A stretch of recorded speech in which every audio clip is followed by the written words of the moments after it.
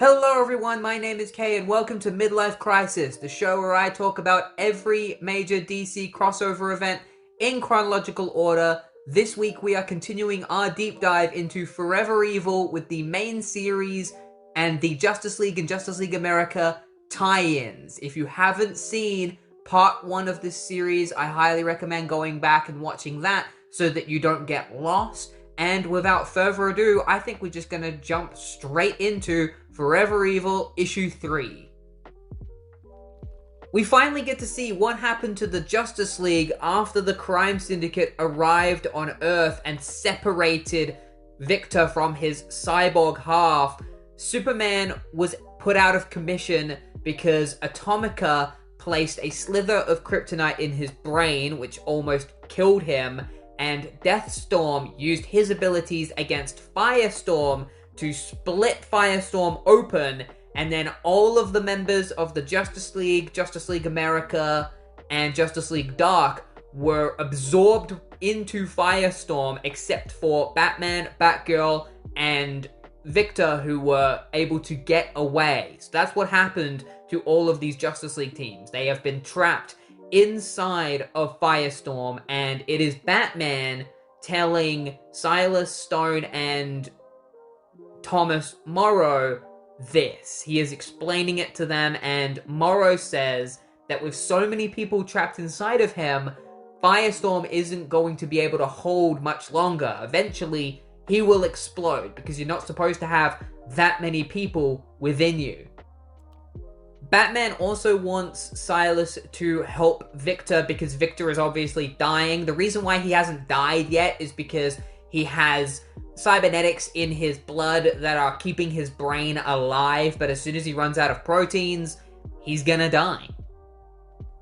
When they do go into the other room to fix Victor, Morrow doesn't want Catwoman coming with them because she is a known thief, and he doesn't trust her to not steal any of their high-tech weapons or anything, and Batman says that he trusts her, and Silas says that he trusts her as well, and that she will be coming in with them, and we get this funny moment where Selina just sticks her tongue out at Morrow, she's like, "Nah."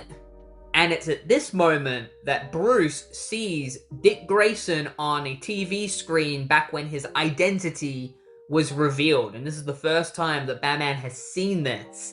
And obviously everyone else in the room doesn't know that he personally knows Dick Grayson, and when Catwoman asks him if he knows Dick Grayson, he just has to say, oh, he's just a friend.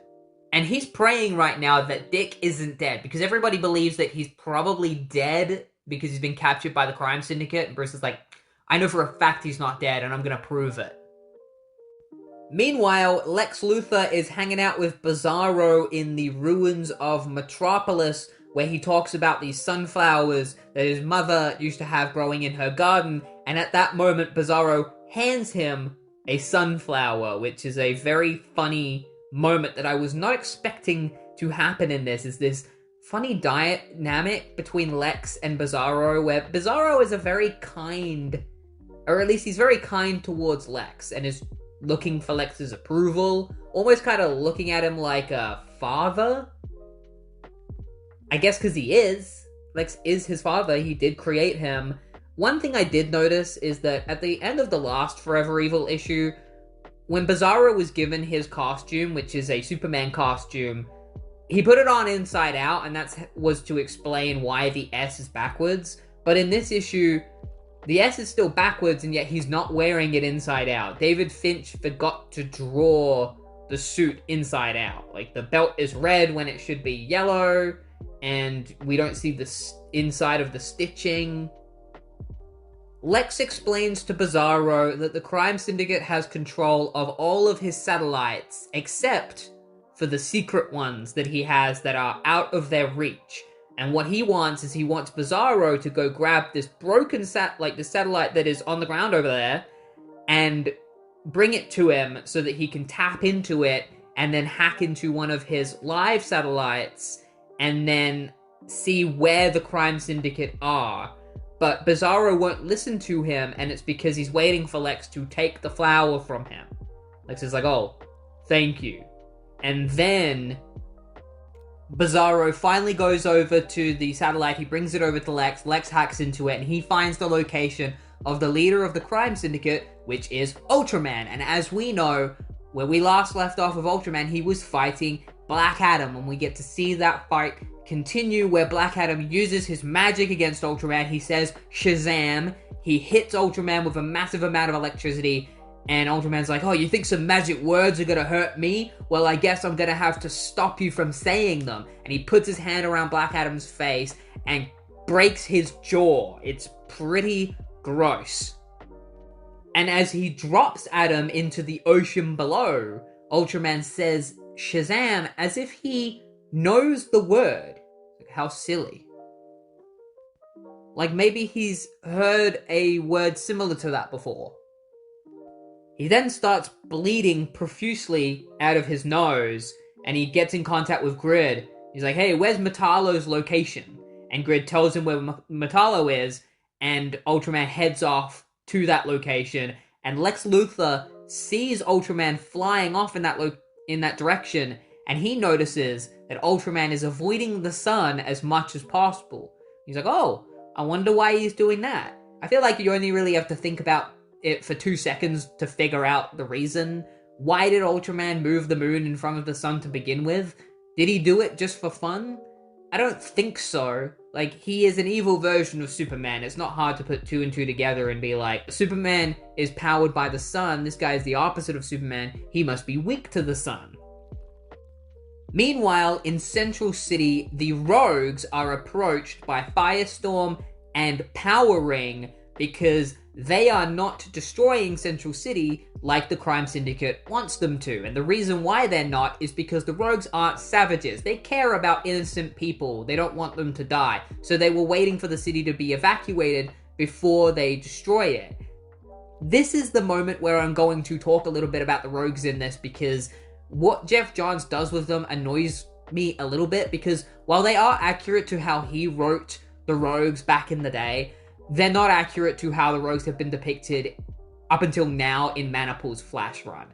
I have been doing videos on Manapul's Flash Run, and one thing we know about the Rogues is that they're split up at the moment. Like, most of them are together, but currently they are being led by Golden Glider, not Captain Cold. Golden Glider isn't even anywhere to be seen in this issue. She's just gone, and Cold is leading them. But last time we saw the Rogues within the Flash book, they were at odds with Cold. He was not a member of the Rogues. They told him to leave. They didn't want him to be a member of the team. But starting with Forever Evil, Johns just completely disregards that, or just doesn't remember that, or doesn't know that. And he's just a member of the team. It's kind of a bummer, because I really wanted to see what Manapul was going to do with the Rogues and Cold, and how they were at odds with each other, but I guess we're never going to see that because Johns has already undone it. Another thing he undoes is Cold's powers. Not very long ago, Manapul created a whole origin story about how the Rogues got these superpowers, because originally they used weapons, and then he had to explain how they got their powers because editorial forced him to get rid of the weapons and replace them with powers because that's cooler, according to them. Yeah, Johns gets rid of that. Power Ring decides to attack the Rogues because he gets all up his own head. He's like very paranoid, and he thinks that the Rogues are going to attack them, so he decides to attack them first, and Cold uses his powers against Power Ring to encase his ring, and that calms Power Ring down a little bit because he says the ring is no longer hurting him. But then the ring breaks out of the ice, and that is when Weather Wizard uses his powers to bring up a fog so that he and Cold can talk to each other, and so that Firestorm won't see them. But Firestorm is able to see through the fog because he's OP, and he comes in, he grabs Cold, he syncs with his DNA, and he pulls the metahuman DNA out of Cold, like the DNA of the weapon that was fused with him. And so now Cold no longer has superpowers. The Rogues managed to get away from Deathstorm and Power Ring by jumping into one of Mirror Master's mirrors, but Power Ring destroys it at the last moment, sending Cold flying out of a mirror while the others are trapped inside the Mirrorverse, because Mirror Master says that Deathstorm did something to his powers too. We didn't see that happen, but according to Mirror Master, that happened. So he can't get out of the Mirrorverse right now, so Cold is trapped by himself. However, Mirror Master can still look through mirrors, and so he shows Cold through a reflection Lex Luthor and Bizarro. Lex orders Bizarro to churn the water where Black Adam is submerged, and Bizarro doesn't get the order right and instead burns the water. But that is when Black Manta comes out of the water anyway, holding Black Adam. He brings him to the shore and he explains to Lex Luthor that the crime syndicate killed Aquaman, and so now he has nothing to live for, and that he wants revenge against the crime syndicate. He doesn't bring up the fact that Ultraman washed away his dad's body, which is the real reason he's trying to fight against the crime syndicate. Maybe he wants to keep that a secret, that's just for himself. And then Captain Cold shows up and is like, "Hey, Lex, I'm guessing you didn't join the crime syndicate." And Lex is like, "Yeah, you're right, I didn't. And I'm gonna fight against them. But if you're gonna get in my way, I have no problems with killing you." And Cold is like, "No, I don't want to fight you. I want to join you because, you know, they've trapped my rogues in the Mirrorverse, and now I want revenge against them." He notices what Ultraman did to Black Adam, and he's like, "Whoa, I hope Ultraman's far away from here. Hope is meaningless now. Hope won't save the world. But maybe together, we can." So it looks like Lex Luthor and Bizarro are teaming up with Captain Cold and Black Manta, and Black Adam, maybe, if they can fix him, to fight against the crime syndicate and create their own league. In Justice League issue 25, we finally get to see Owlman, aka Thomas Wayne Jr.'s origin story. 30 years ago, the Waynes were walking through an alleyway after just seeing Mask of Zorro. However, on Earth 3, there are 4 Wayne members. We got Martha and Thomas Wayne, and then we have Thomas Wayne Jr. and his younger brother, Bruce Wayne. And they all suck. Like, Bruce Wayne is just a spoiled little brat who just wants his parents to buy him things all the time. Thomas Wayne has been murdering people, like, apparently, because he's a doctor, he's been accidentally killing people while giving them surgery, because he has some kind of weird surgery fetish or something. That's how his wife explains it. His wife is also described as kind of being a gold digger, basically only with him for the money, trying to use up all the money. Compared to everyone else, Thomas Wayne Jr. looks like the best of them, and he, too, is still terrible, because he pulls out a gun on his parents, because he and Bruce have been planning to kill them together, so that they can take their wealth, because they think that their mum is going to end up wasting all of their money.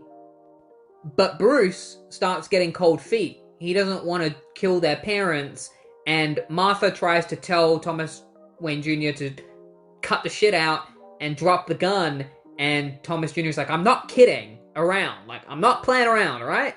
And she's like, "Oh, you're gonna get 8 lashings for the both of you when we get home." And that is when she suddenly gets shot down, and Thomas gets shot down, and we see somebody pointing a gun. They're like, "Bruce, you should have listened to your brother." And then Bruce gets shot. Thomas Wayne Jr. is just like, "Oh, shit." And it's Alfred that killed him. He showed up in the alleyway, shot Thomas and Martha and killed them. Bruce isn't quite dead yet, but at this moment, Thomas Wayne Jr. sees an owl up in a tree, and he's like, "Alfred and I killed my family together." And then he sees that Bruce is still alive, and he's like, "Who am I? I'm Thomas Wayne Jr., the richest boy in Gotham City." And he shoots his own brother. And so that is the birth of Owlman. Now, this is a fine origin story, but it's not my preferred origin story or version of Thomas Wayne Jr. I'm not really a fan of what Johns has done with Earth 3 compared to prior versions of Earth 3. Really, he kind of just does the lazy thing of it being like, oh, everyone's bad. Like, on Earth 3, everyone's bad, everyone's the opposite, and that's it. The thing I liked about Morrison's Earth 3 was that, yes, the main Justice League members were bad, but not everyone was bad. Like, Thomas Wayne Sr. wasn't bad. Like, that whole family wasn't bad. Thomas Wayne Jr. was the only bad member of the family. I think what's happened is, what happened in that version, if I remember correctly, Thomas Wayne Jr. didn't kill his family. His family died in the alleyway. They were shot by Joe Chill, but Jr. and Sr. survived, and Jr. got revenge against his father by becoming Owlman and making Gotham City a living hell for him because his father was the commissioner. And it was a very interesting dynamic between the two of them, and we don't have any of that in this version of Earth 3. On our Earth, in the present day, we see a couple of gangsters. One of them is actually pretty notable. His name is Patrick O'Brien, and he's just talking to his friend about how the crime syndicate have been leveling different cities, but at least they don't know that they exist because they're just small-time crooks. They're like, oh yeah, the crime syndicate would never know about us, and that is when Owlman shows up and just starts killing all these guys. First, he starts beating the shit out of them, then he starts killing them. He throws his owl rangs into their heads and their necks. Eel gets shot accidentally in the arm by one of his friends, and then he turns around and he sees a can of chemicals and they fall on top of him, and then we see him lying in these chemicals and he starts melting. His skin starts melting. He's like, help me! He's turning into a puddle of goo. You thought Owlman was the only origin story we were getting in this. Turns out this is another one, and we get another origin story soon after that. But first, we have to deal with what Owlman is doing. Owlman wants to take over Gotham City, so he grabs a couple of gang members, he ties them to a building, and is threatening to drop them, and he says, the one I will drop is the one who can't help me. So, if one of you is able to get all the gangs together to create one big gang for me to control, then I will set you free. And so they start arguing over who can do it, and this one guy makes the mistake of calling Owlman Batman, and so he gets dropped, and the other guy is tasked with bringing the gangs together, and he's even branded by Owlman as a sign of ownership. Owlman then heads back to the Crime Syndicate headquarters because he wants to go and talk to Dick Grayson, because he feels a weird bond with this Earth's version of Dick Grayson because he had a Dick Grayson on his Earth that was killed by his Joker. So we get a little bit of that version of Dick Grayson's origin story where he was a member of the Flying Graysons, he had a sister, and they were also bad guys, because that's all Jeff Johns' Earth 3 is that everyone's a bad guy. Even the Graysons are bad guys. They stole the circus from a guy named Zuko and then started forcing people to join their circus, and they did business with Thomas Wayne Jr., money laundering business, and after his parents and his sister were killed, Thomas went over to Dick Grayson and adopted him, and Dick became his sidekick, Talon.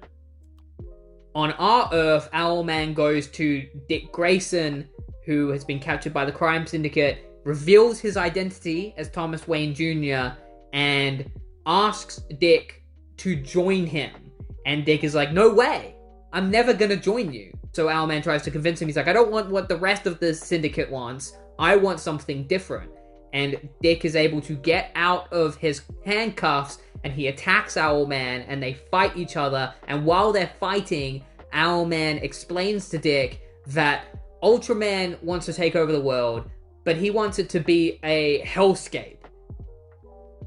Owlman wants to take over the world, but he wants to do it in a way that he believes is better. And so he says to Dick, he's like, I don't want your help destroying the world. I want your help saving it from the Crime Syndicate. You really only have one choice. Either a world that is ruled by Ultraman or a world that is ruled by me. So, do you want to help me? And Dick says, yes. He agrees to help Owlman. I feel like he's not actually agreeing to help him. He's probably just getting on Owlman's good side so that he can get intel and stuff like that. That's what I would assume. It's then revealed that on his Earth, Thomas Wayne Jr. killed Dick Grayson's parents, like killed his family, so that Dick Grayson would bond with him emotionally. Like, this guy is the absolute worst person. Like, he is such a terrible guy. And in the present, he says that, you know, that version of Dick Grayson left him because he found out what he did, and so he's not going to make the same mistake a second time. I've made a better plan this time. A bigger plan. To fix my family. And we see Superwoman listening from outside. And as we know, Owlman and Superwoman are together, and Superwoman is pregnant with Owlman's child. Justice League of America issue 11 begins with Martian Manhunter being attacked by Clayface, and yeah, he's struggling against them. Clayface is just putting his clay all over his face, and you'd think that Martian Manhunter would be able to just like use his heat vision to shoot Clayface's pieces off, but I guess he's being suffocated and he can't really think straight.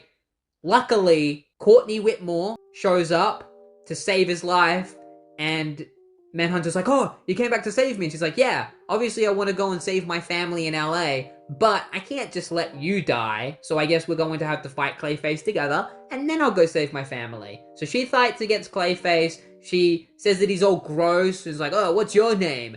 Crap Man?" Honestly, Crap Face would have been a funnier nickname for him, but I guess she's never met him before. She uses her light powers against Clayface, which I guess melts him, and so they are able to get away from him. Like, he's not dead, but he's just on the ground in a puddle, and he's like, "Ah, you babe." John explains to Courtney that the Justice League are trapped inside Firestorm, so they need to go and find Firestorm. But Courtney says they need to get out of Gotham City first because Man-Bat's here, and also somebody else is watching them. And it's Despero, a classic Justice League villain who has the ability to create illusions and mind control people. Courtney obviously wants to go and save her family, and she's like, "Well, I will take you to where Firestorm is and drop you off, and then I will go find my family." But while they are on the way to where they think Firestorm's location will be, they come across a city that is being attacked by a robot, and there are people running out of the city saying that a guy with a lightning symbol on his chest was destroying the city while fighting the robot. It sounds like Shazam. This is all very familiar. This is actually a recreation of what Courtney and John saw when they were trapped inside the Firestorm prison. Because they got to see all of the Justice League members' prisons that they were trapped in. And one of the prisons was Shazam's. And his prison was being trapped inside a city that he could just destroy to his pleasure. Like, he was like a kid being let out in a toy, like, being able to just play with toys. So he was able to just destroy buildings and fight this robot without any repercussions. And what I'm pretty sure is happening right now is Despero is creating illusions to keep John and Courtney busy. So this is all an illusion, what they are fighting right now. None of this is happening. And Courtney herself even says, "Hey, I think I'm having deja vu right now." But they managed to save everyone anyway, even though a large part of the city does get blown up.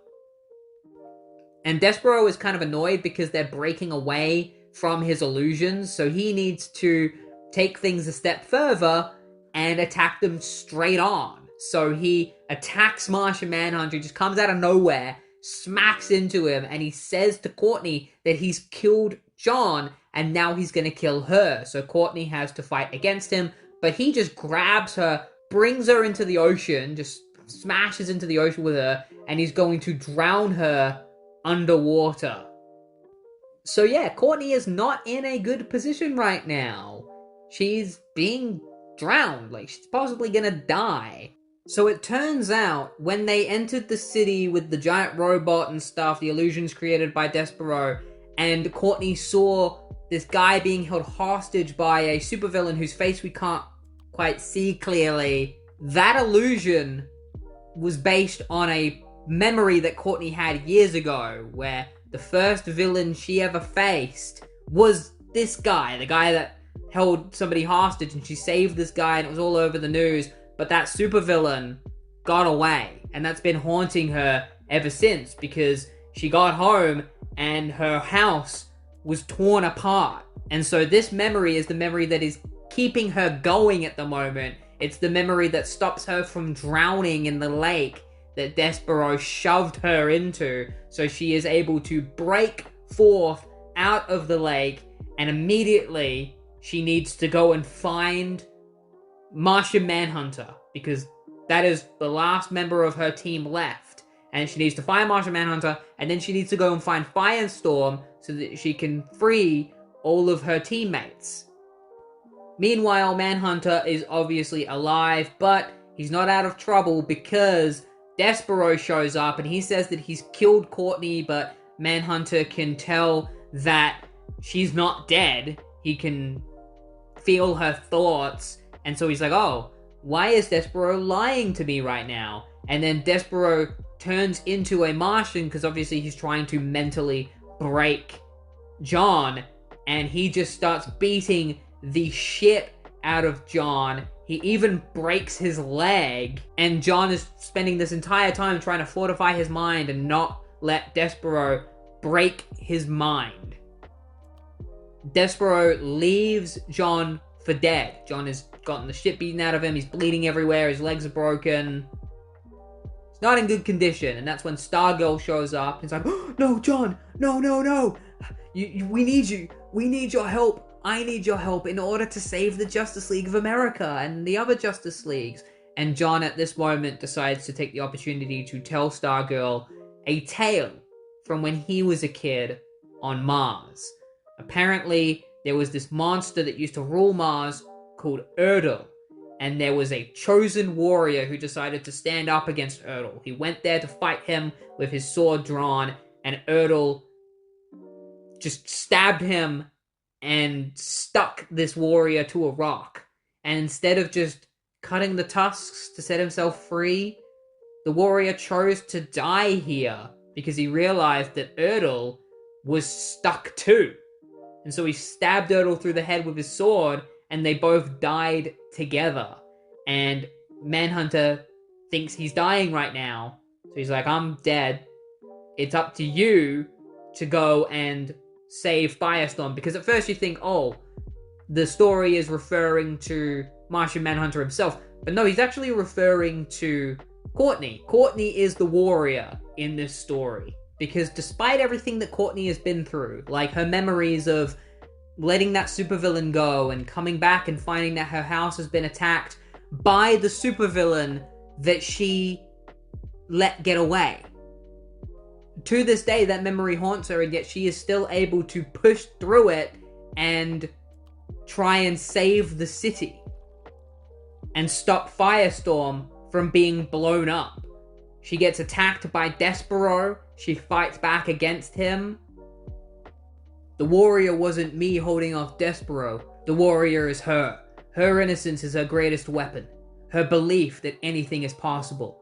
The tale of the warrior is not one of heroism, even though it seems to be. The tale of the warrior is not one of sacrifice, even though it seems to be. The tale of the warrior is one of hope. Hope that heroism will be enough. Hope that sacrifice is the right choice. Hope that future generations will grow up, never knowing what true evil is. And we see more of that flashback of Courtney discovering what happened to her family, and how they just opened up the door and the supervillain was here to greet them, and he looks creepy as shit. I wonder who this guy is. I'm sure we'll get the reveal later. I feel every ounce of Courtney's pain when she sees her family home, all that's left of her life in ruins. I feel her pain, her regret, the anger she feels towards herself. This is the moment anyone else would collapse, give up, surrender, and I feel every ounce of her doing the exact opposite. You just made the biggest mistake of your life, you big pink freak. Through our fading telepathic link, I can see all this, and see Firestorm reaching critical mass, about to wipe out the entire West Coast. Even as I take my last breath, even as my body lies broken, dying, Courtney has succeeded. and with my last breath, she makes me realize we are going to win. And so we are led to believe at the end of this issue that John Johns is dying, and we will find out the fate of John later. For now, we are moving on to Forever Evil issue 4. Catwoman is blindfolded by Batman because he's bringing her to the Batcave and he doesn't want her knowing how to get there. He's also afraid of opening up to her, and she has a problem with that because they've known each other for so long. She's like, you can't even show me your identity, you refuse to tell me anything. There's a little bit of a hint at her romantic feelings here, where she's like, if you can't even open up to me about these simple things like your identity in the Batcave, how are you ever going to open up to me romantically? And he kind of just shakes this off because, you know, that's what Batman does. He just preserves his feelings and keeps them bottled up inside. The reason they've come to the Batcave is because Bruce has contingency plans for all of the Justice League. We're bringing that back from pre-Flashpoint, Tower of Babel stuff, except it's different now because Cyborg is a member of the Justice League, so he has a contingency plan for Cyborg. And he says that Aquaman's doesn't matter because Sea King died on the way here, and apparently Aquaman's weakness is pointless. I don't even know what it would be. But he's hoping that these weaknesses will work on the crime syndicate. And we know that they won't. Or at least we know for sure that one of them won't. He has a kryptonite ring. He thinks it's going to work on Ultraman. We know that Ultraman is powered by kryptonite, so looking forward to seeing that fail. He also has a Sinestro ring, and while we haven't established whether or not Power Ring is weak to yellow, I'm assuming he probably isn't, because his ring uses fear to control him. So I imagine a ring all about fear probably doesn't do anything to him, because he's always afraid. And Bruce also has a lightning rod, which he hopes will work on Johnny Quick, because he imagines that Johnny Quick gets his powers from the Speed Force. I don't know if he does or not. That will probably justify whether or not this rod works. Like, they'll probably decide whether or not the rod works. He also has a mother box, and he says, I don't know if it's going to work on Grid or not, but we'll be able to use it as a vehicle to hop around. Grid is watching this as they speak, so he already knows what Batman is up to. Meanwhile, Lex Luthor is trying to bring Black Adam back to life, because right now Adam is pretty much on the verge of death. He's gotten his jaw broken, he was drowning a moment ago, and Cold is telling Lex to cut it out with the sharking because he's trying to put together a new cold gun that he can use ever since he lost his cold powers. And Black Manta starts mocking him, saying that, like, all you're gonna do is going to make the crime syndicate feel numb. I want them to feel a lot more, like, a lot worse than that. It's at this point that Lex Luthor reveals that he's a step ahead of Batman, because unlike Batman, he knows that Ultraman is strong when using kryptonite and is weak to the sun. So yeah, he has more knowledge about the crime syndicate than Batman does, which is really interesting. It's interesting to see a story where Batman is wrong and Lex Luthor is right for once. Meanwhile, in Utah, Metallo is attacking the city. He wants to find General Lane because General Lane was responsible for turning him into Metallo. But that is when Ultraman shows up. Metallo thinks he's Superman because he's a dumbass and doesn't realize that there's a giant U on his chest. Why do people keep mistaking Ultraman for Superman? Like, you just look at him and you know it's not Superman. Like, when would Superman ever wear a U?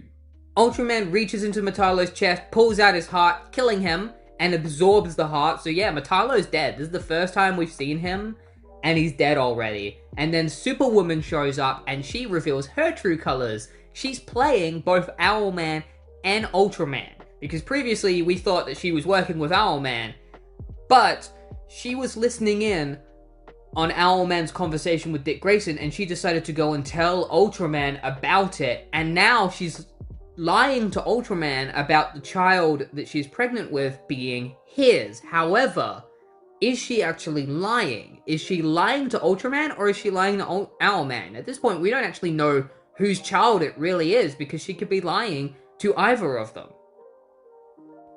Meanwhile, Deathstorm is mad at Power Ring for smashing Mirror Master's mirror because it allowed the Rogues to get away, and then he is told by Ultraman to go and get back to the lab so that he can work on figuring out how to create kryptonite for Ultraman. And he tells Power Ring to stay behind and go after Captain Cold. But Power Ring doesn't want to stay behind by himself because the ring is in control of him and he doesn't like being left alone with it. And Deathstorm just is like, oh, get the ring to conjure up some balls. And he flies off. In a panic, Power Ring calls Grid, telling him to send Atomica and Johnny Quick to help him because Ultraman said to send them. Obviously, he's lying. Grid says that they are busy doing something else.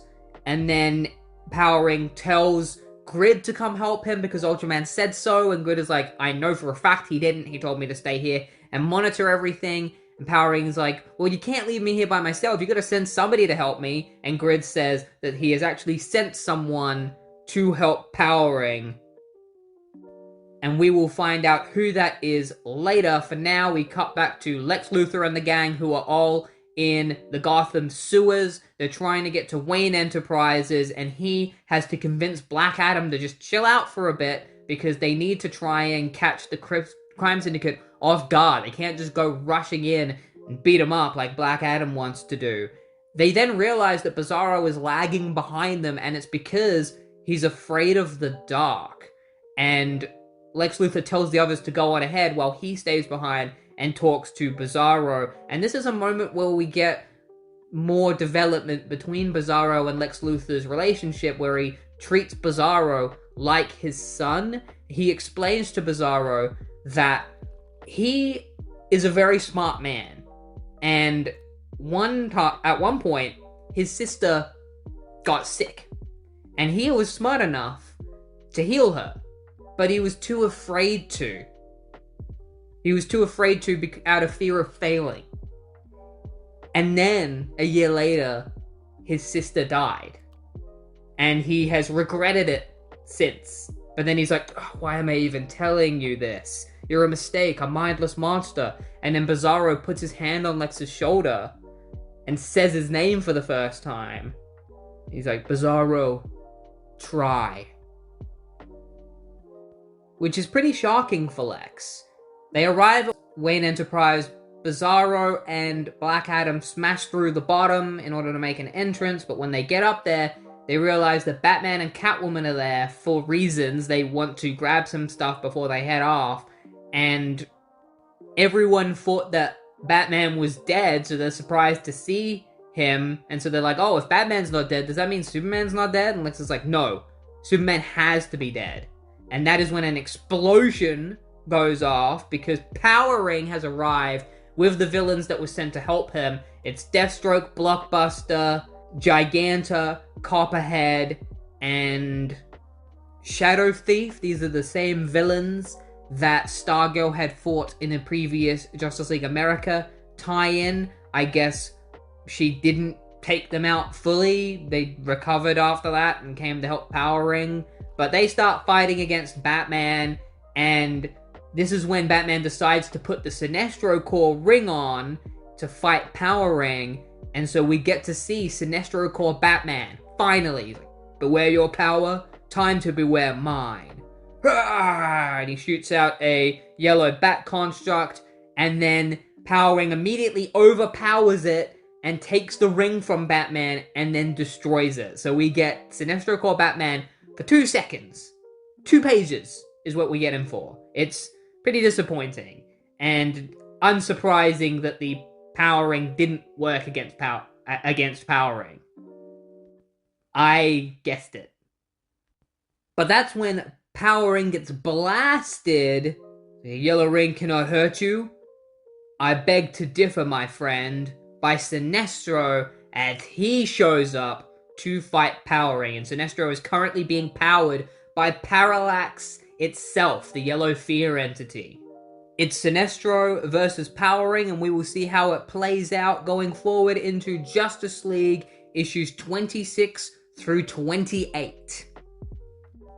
Issue 26 of Justice League straight up lies to the reader because the cover has it as, oh, Sinestro versus Powering, but that doesn't happen at all. This issue is just the origin stories of the Crime Syndicate members that we haven't seen yet. The first one being Harold Jordan, aka Powering. We learn that he was a spy at Ferris Airlines, where he was writing notes while peeking in on Carol Ferris doing her work, and he is caught by her father, and he's about to teach him a lesson, and Harold is like, no, please don't, I'll do anything for you. Like, he's a very whimpering, like, he's a bit of a whimpering fool. He's kind of afraid and spineless, and that's his entire personality, the absolute opposite of Hal Jordan. But at this moment, Carol's father just gets obliterated, and Harold is like, oh, what's happening? And something is speaking to him,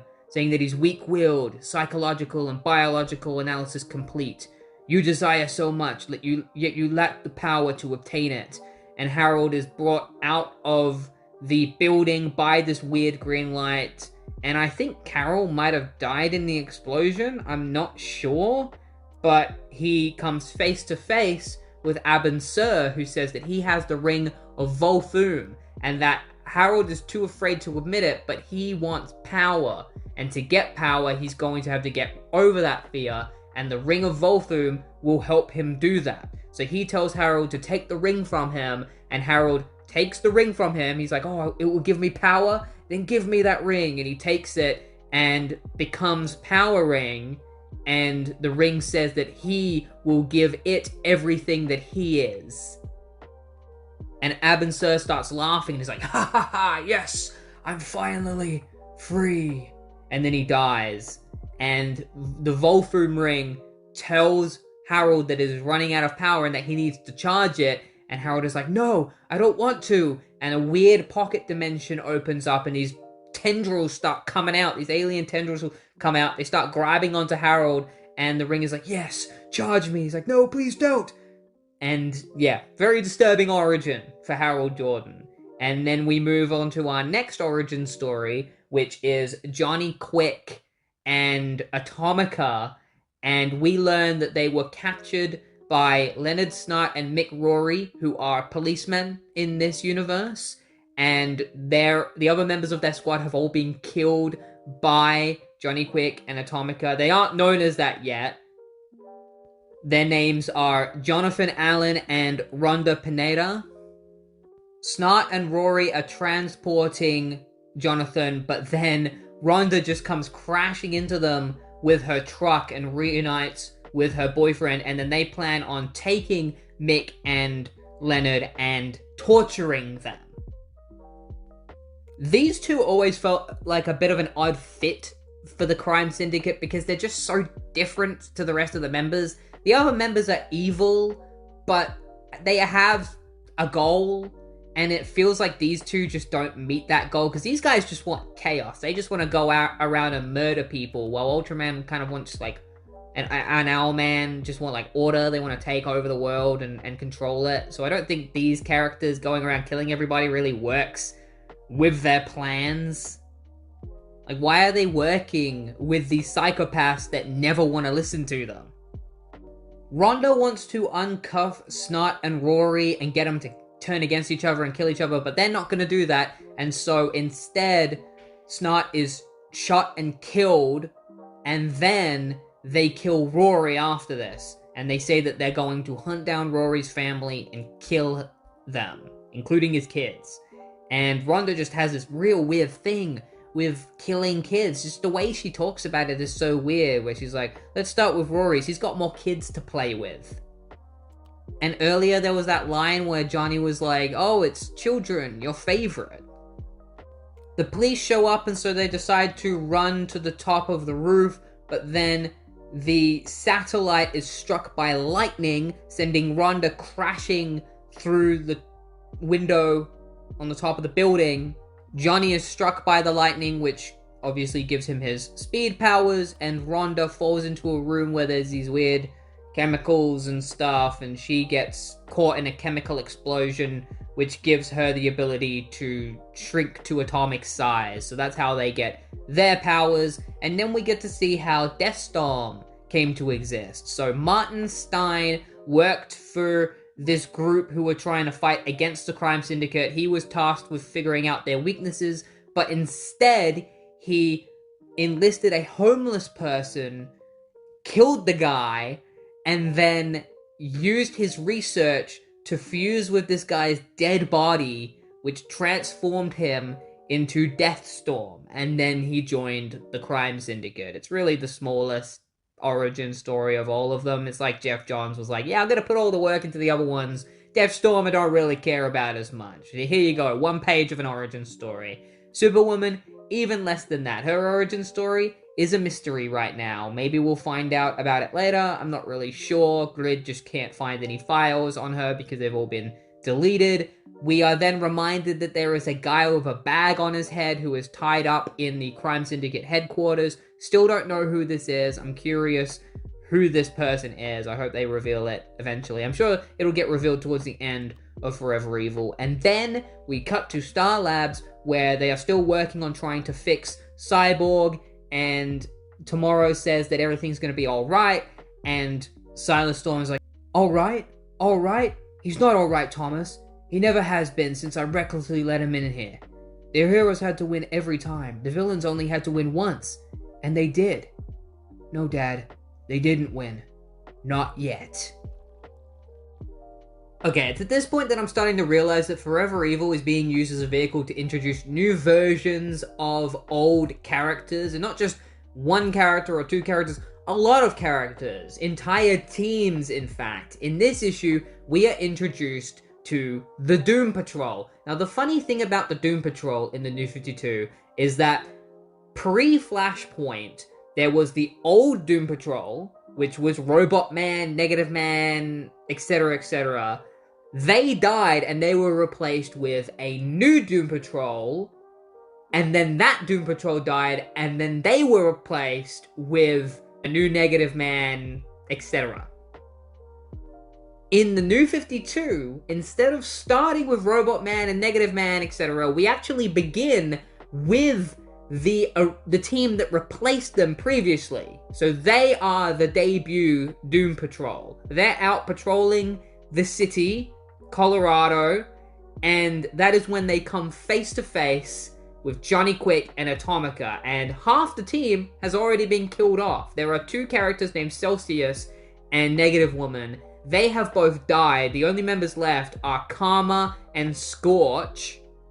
These characters have never made an appearance in the New 52 up until this moment, so we didn't even get to see Celsius and Negative Woman be characters. They're just already dead.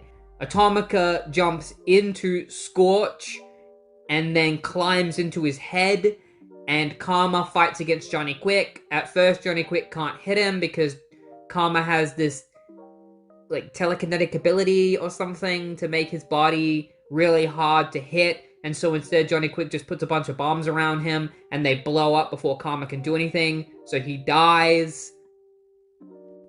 And from inside Scorch, Atomica just kicks his brain, giving him an aneurysm and killing him. And that is it. That is the end of the Doom Patrol. For now, because back at his office, Dr. Niles Calder has seen what's happened to his team, and he doesn't really care. He's just like, oh, that Doom Patrol failed. I guess I'm going to have to start a new one. And he looks over at a brain in a jar and says, you want me to rebuild you? So this is obviously the brain of Cliff Steele, and Niles Calder is going to make him into Robot Man. Meanwhile, in Michigan, Tomorrow and Silas Stone are still working on Victor. Silas refuses to make him cyborg again, but Victor wants to become cyborg again because he wants to save the world. He's like, what are we gonna do if you don't make me cyborg? Are you just expecting me to lie here? The world's gonna get taken over by the crime syndicate. We gotta do something. And Tomorrow says that Victor has a point. This isn't your business, Thomas. Yes, it is. Just like you, Silas, I swore an oath when I started working at Star Labs. I promised to study the Red Room's tech and keep it out of the wrong hands, which it most definitely is in. If the world has a chance against the crime syndicate, we need to get communications up and running. We need to take back the grid. I'm not gonna sacrifice my son, Thomas. Not again. So then what do we do, Silas? Do we sit here and hope that someone else saves the world? Someone else will. And what if they won't? Dad, you need to get some rest, Victor. And you need to stop trying to protect me. Silas feels incredibly guilt-ridden over the previous incident that caused Victor to become Cyborg, because the last time he became Cyborg, he didn't want to become Cyborg. But this time, Victor is like, I do want to become Cyborg. And then Victor reveals that he knows the real location of the Red Room, because apparently they are not actually in the Red Room. And Victor knows that. He's like, yeah, can you take me to the real Red Room, please? The reason I know of its location is because when I became Cyborg, I connected to all the computers, and so I was able to see where the real Red Room is. So take me there, please. And then we'll rebuild a body for me. So they head into the real Red Room, where we get to see a couple of little Easter eggs of characters like the android from the Royal Flush Gang. We get to see Red Tornado over here, however, he's not red yet. And this little guy over in the corner here, I'm pretty sure, is supposed to be a Mazo. There's also a ship in here. We're not exactly sure the origins of the ship. All we know is that it might not be alien because there were recordings in it and they were in English. So Tomorrow believes that it probably came from the future. And the reason why they have a Mazo here and all this other stuff that was used by villains is because they were tasked with using it and figuring out how to make it into weapons for the government. So they start building a new body for Victor. This body isn't going to be connected to any of the computer systems, so it's essentially powerless outside of just having super strength and physical durability. He's not going to have any laser cannons or anything, or maybe he will, because when they finish building his car, like his new suit, he powers up his arm as if he's got a blaster, even though early on they said he wouldn't be able to have blasters and stuff because they don't have access to any of that computer tech. I guess they used the technology in the Red Room, like they were bullshitting Victor when they said that they had no technology to give him weapons. He was like, actually you do, it's in the Red Room, and so they used the Red Room technology to give him weapons. I don't know. I think that's what's implied.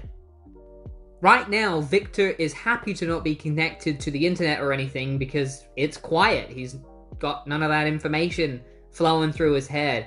And then Silas has a very sweet moment with Victor where he apologizes to Victor for everything. He was so blinded and consumed with his work while Victor was growing up, and if he hadn't have been, maybe things wouldn't have happened.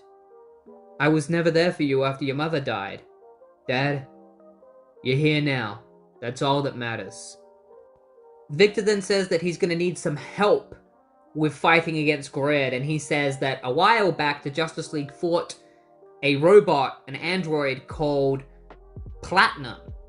And Tomorrow says that Platinum was created by Will Magnus. And so Victor decides to go and find Will Magnus so that Will can help him fix Platinum, and maybe Will Magnus has some other robots that can help them fight against the crime syndicate. So he heads off to find Will, who is apparently 400 miles away. Will works for the US government, the US Army specifically.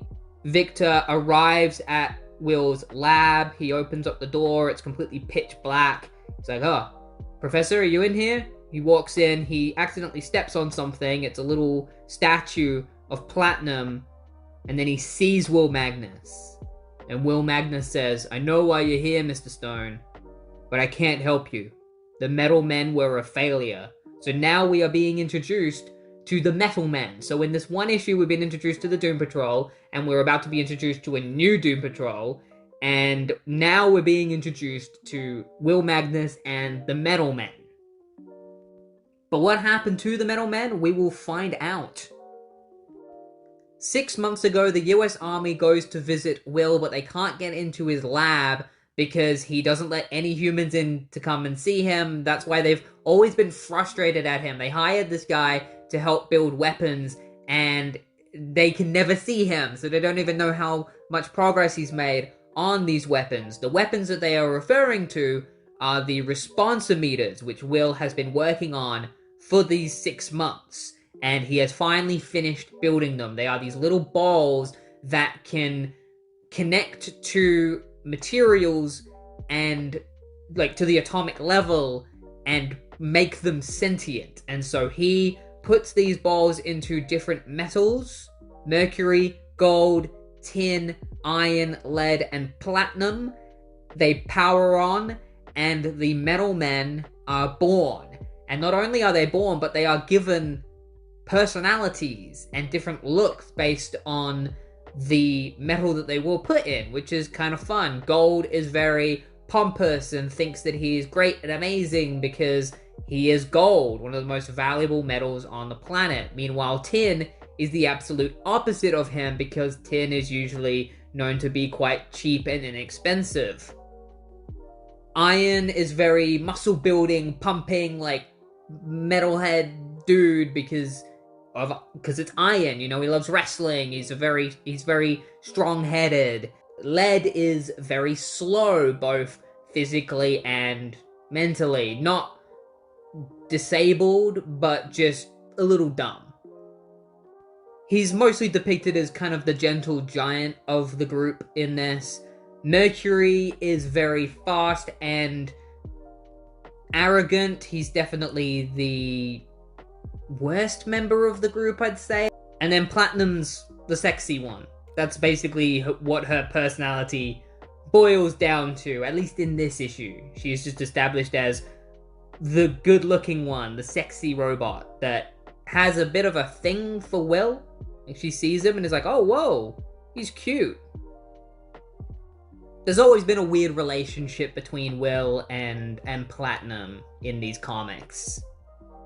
Will is pretty floored by all this because he was not expecting the metal men to have different appearances and different personalities because of the metals that they were put in. And he also starts to get a little bit choked up when he sees Platinum, because obviously it's this beautiful woman and he's not really... I don't think he seems to be the type that isn't used to talking to women, so when this beautiful metal robot comes up to him and starts hitting on him, or like, you know, introducing herself to him, he's taken aback a bit. Will tries to get them to line up and listen to him, but they refuse to, especially Mercury. He's just too busy talking about having a revolution, and Platinum calms him down and tells him to stop being so stupid. I love how Mercury suggests a robot revolution, but immediately folds as soon as Platinum tells him to shut up. He's like, hey, I was on a roll, Scrubhead and Muscles were with me. I was? We were?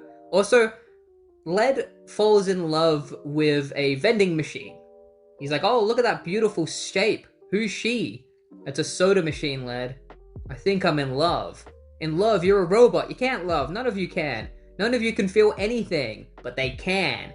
And at that point, Will has to correct himself, and he's like, none of you should feel anything. I don't even know what's going on right now. And then an explosion goes off, and Lead transforms his arm into a wall, and everyone's like, whoa, he transformed himself. That's awesome. It's the government. They've blown their way in, and they knew they weren't going to catch anybody in the blast, because Will's like, what the hell are you doing? Somebody could have gotten hurt. And they were like, oh yeah, we used like heat signatures and stuff to make sure that you were nowhere near the blast when we set it off.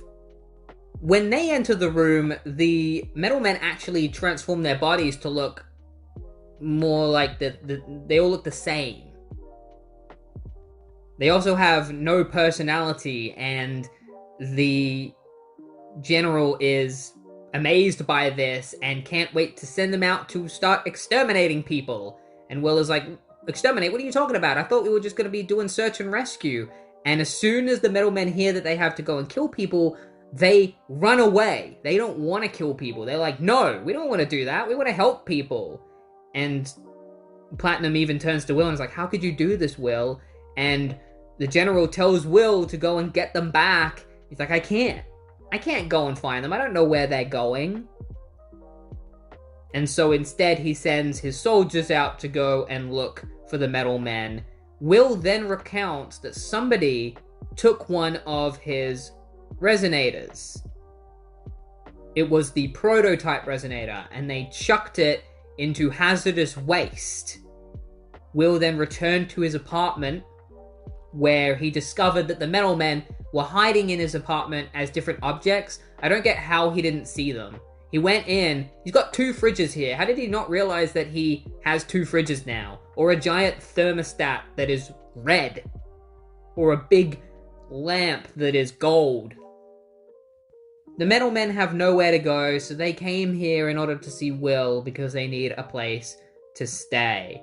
And Will says that he's going to find a way to fix them. And they're like, why do you want to fix us? Is there something wrong with us? And after you fix us, what happens then? You don't want us to go on those missions to hurt people, do you? No, of course not. You didn't give me a chance to explain. Not that I should even have to explain myself to you, but there's nothing wrong with you. It's us.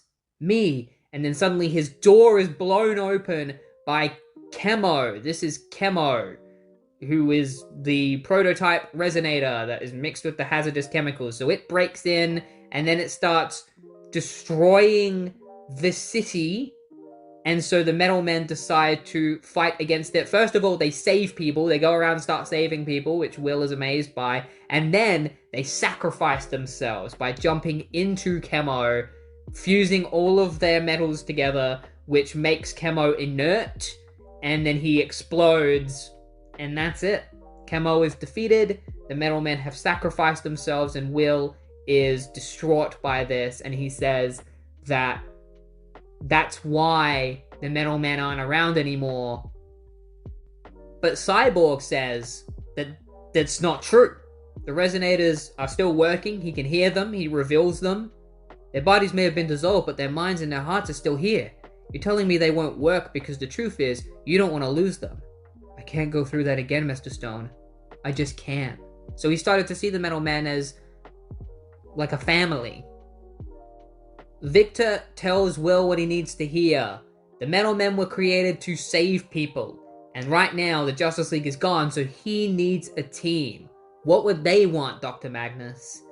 And Will he grabs one of the resonators, and he says, rule number 1, let's go save everyone we can. So it seems he is bent on bringing the Metal Men back to life, and we will see how that goes next time, because for now, this is where we're stopping.